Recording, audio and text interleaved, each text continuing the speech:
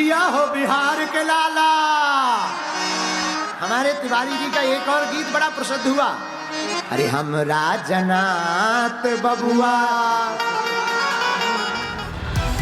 बाबा बागेश्वर के दरबार में पहुंचे मनोज तिवारी ने भी देरी नहीं की और फौरन मंच पर माइक पकड़कर ऐसा समा बांधा जिससे हर कोई मंत्रमुग्ध हो गया।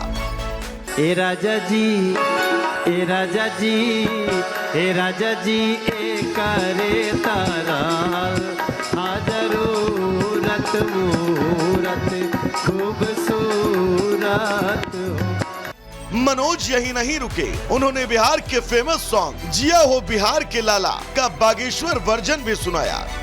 जिया हो बिहार के लाला, जिया तू हजार साला, जिया हो बिहार के लाला, जिया तू हजार साला, जिया हो बागेश्वर वाला, जिया 10,000 साला।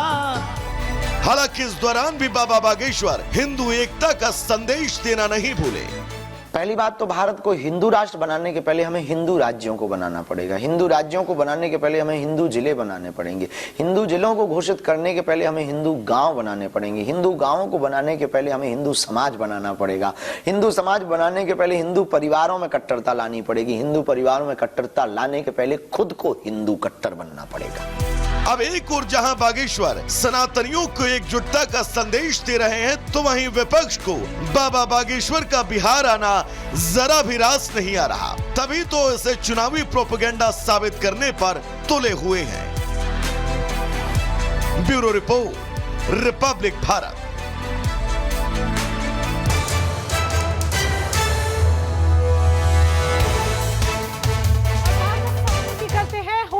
का पर्व नजदीक है, रमजान का महीना चल रहा है, इसको लेकर शांतिपूर्ण माहौल कायम रहे, संभल प्रशासन पूरी तरीके से मुस्तैद है। सारी तैयारियां भी पूरी कर ली गई है क्योंकि 14 मार्च को ही होली का पर्व पड़ रहा है और उस दिन दूसरा जुमा भी है। लेकिन संभल के सिंघम कहे जाने वाले अनुज चौधरी ने एक बयान क्या दे दिया शांति व्यवस्था को लेकर कि उनकी चर्चा अब पाकिस्तान तक में होने लगी है। रिपोर्ट देखिए।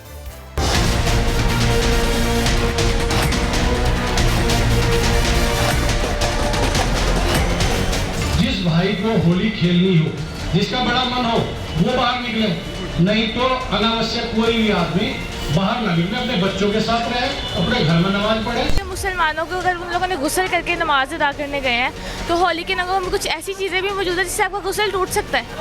संभल की चर्चाओं के बीच वहां के सीईओ अनुज चौधरी इस वक्त चर्चा का केंद्र बने हुए हैं। केंद्र इसलिए भी क्योंकि 24 नवंबर को हिंसक भीड़ पर नियंत्रण करना हो या फिर संभल में कट्टरपंथियों को सबक सिखाना, सीईओ अनुज चौधरी और उनका मजबूत कंधा आपको सबसे आगे दिखेगा। तभी तो अब संभल के सीईओ अनुज चौधरी की चर्चा सिर्फ संभल तक ही सीमित नहीं रही, अब सरहदों को पार कर पाकिस्तान तक जा पहुंची है। जी हां, पाकिस्तान की मीडिया और वहां के कट्टरपंथी भी सीईओ की चर्चा करते नहीं थक रहे। वहां की मीडिया में भी अनुज चौधरी के बयानों को लेकर अब सवाल पूछे जा रहे हैं। पहले वो बयान सुनिए जो इस वक्त चर्चा में है।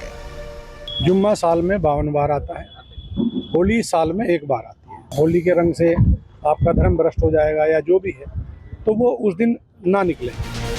अनुज चौधरी का ये बयान कोई नया बयान नहीं है।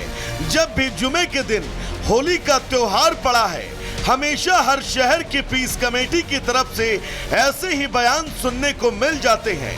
लेकिन अब कुछ लोग इस बयान को लेकर सवाल उठा रहे हैं और अब तो ये विचारधारा पाकिस्तान तक जा पहुंची। पाकिस्तान में मेरे ख्याल से जो हिंदू हैं वो अपना मजहब से जैसे उनका है वो अपनी हर तरह की सेलिब्रेशन करते हैं। संभल के सीईओ को लेकर सवाल जवाब किया गया, तो सुनिए इस महिला ने क्या कहा। जो उन्होंने कहा है इंडिया के जो भी हैं वो उन्होंने जो कहा है कि होली ना मनाई जाए और जिन मुसलमानों को होली से प्रॉब्लम है वो घरों में रहें, तो ये चीज़ तो वो हमारी अंडरस्टैंड कर नहीं सकते। हमारे लिए यही ठीक है कि हमें होली नहीं पसंद, हमने उधर से सेफ रहना। चर्चाओं का बाजार गर्म है। संभल में पुलिस का कड़ा पहरा है। यूपी में कानून व्यवस्था को और मजबूत किया जा रहा है, लेकिन कुछ ताकतें ऐसी हैं जो यूपी में शायद अमन पसंद नहीं करती, और यही वजह है कि उनके मुंह से निकली बातें पाकिस्तान तक पहुंच जाती हैं। Bureau report, republic Bharat. और अब खबर पंजाब के लुधियाना से है, जहां फोकल पॉइंट इलाके में एक बिल्डिंग का हिस्सा ढह गया, जिससे एक मजदूर की जान चली गई है। अभी भी बताया जा रहा है कि कई मजदूर हैं जो वहां पर फंसे हुए हैं, और यही वजह है कि बचाव अभियान अभी भी वहां पर चल रहा है।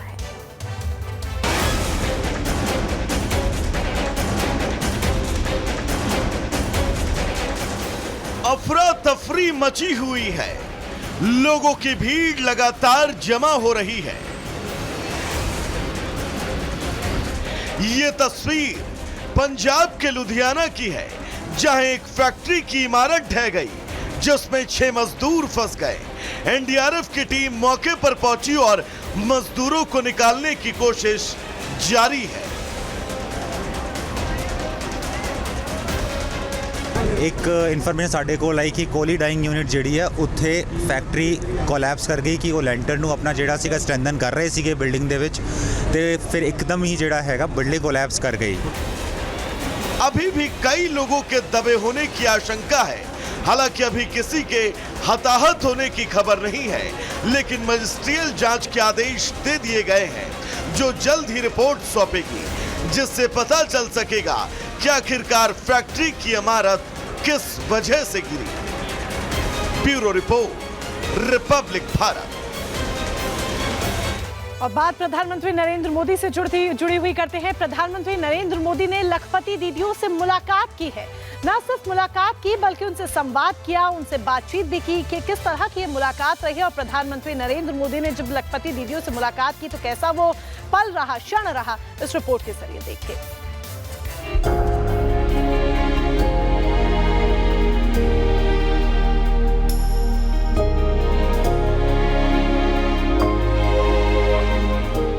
हाथ में नोटपैड और पेंसिल, और सामने देश के पीएम नरेंद्र मोदी। ऐसी तस्वीर आपने कैबिनेट बैठक में देखी होगी, लेकिन पीएम के साथ मंत्री नहीं बल्कि लखपति दीदियों का ग्रुप है, जो बोर्ड रूम बहस में शामिल हुई। मीटिंग के दौरान प्रधानमंत्री चर्चा के मुख्य बिंदुओं को नोट करते दिखाई दिए। पीएम मोदी गुजरात के दौरे पर हैं और नवसारी में पीएम मोदी लखपति दीदियों से मुलाकात की। 25,000 से अधिक स्वयं सहायता समूह की 2.5 लाख से अधिक महिलाओं को 450 करोड़ रुपए की वित्तीय सहायता दी। ऐसे में उम्मीद की जा रही है कि 3 करोड़ लखपति दीदी का लक्ष्य जल्द पूरा हो जाएगा।